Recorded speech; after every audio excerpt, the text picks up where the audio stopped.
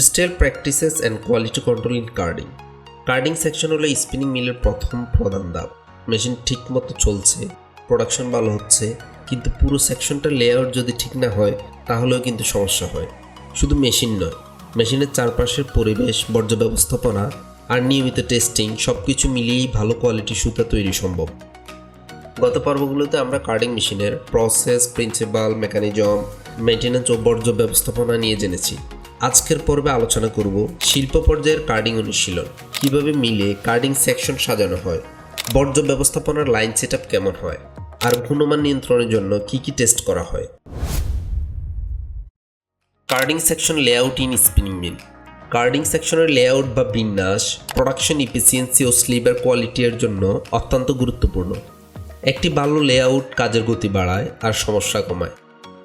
Machine arrangement. একাধিক carding machine যখন এক লাইনে সাজানো থাকে তখন ফাইবার ফ্লো মসৃণ হয়।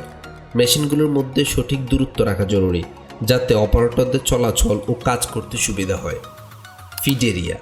ল্যাব বা চুট ফিডিং এরিয়া সাধারণত কার্ডিং মেশিনগুলোর পাশে রাখা হয়। এতে কাঁচামাল সরবরাহ করা সহজ হয় এবং সময় কম লাগে। Can storage.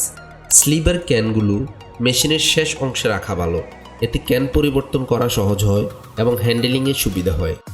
Maintenance area. মেশিনের চারপাশে পর্যাপ্ত জায়গা রাখা দরকার যাতে ওয়্যার চেঞ্জিং, গ্রাইন্ডিং, ক্লিনিং এইসব কাজ সহজে করা যায়।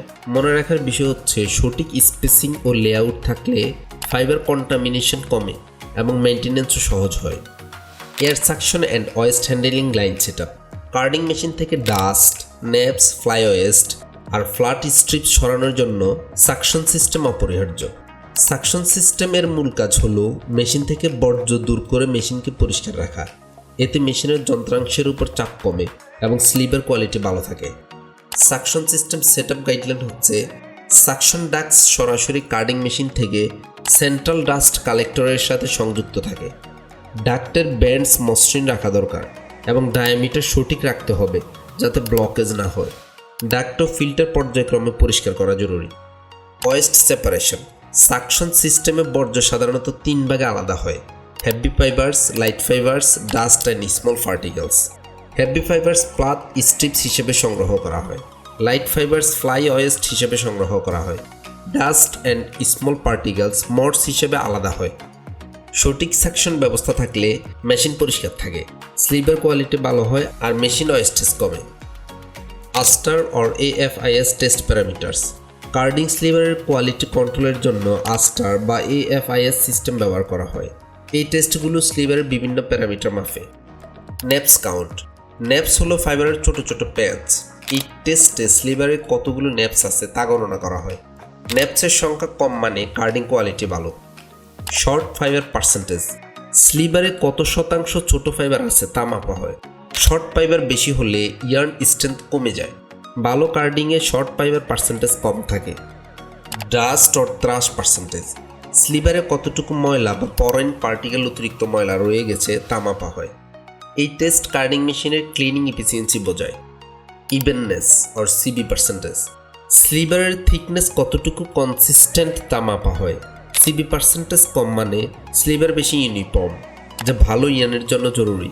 মনে রাখার বিষয় হচ্ছে নিয়মিত টেস্টিং করলে ফল্টস আর্লি ডিটেক্ট করা যায় এবং কনসিস্টেন্ট কোয়ালিটি বজায় রাখা সম্ভব হয়।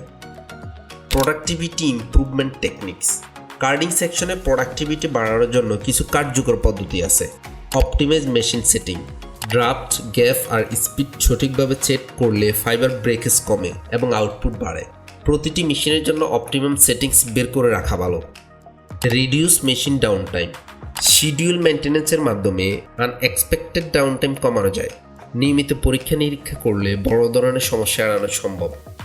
Automated sliver weight control. Auto leveller card ব্যবহার করলে স্লিপার অটোমেটিক্যালি ইভেন থাকে।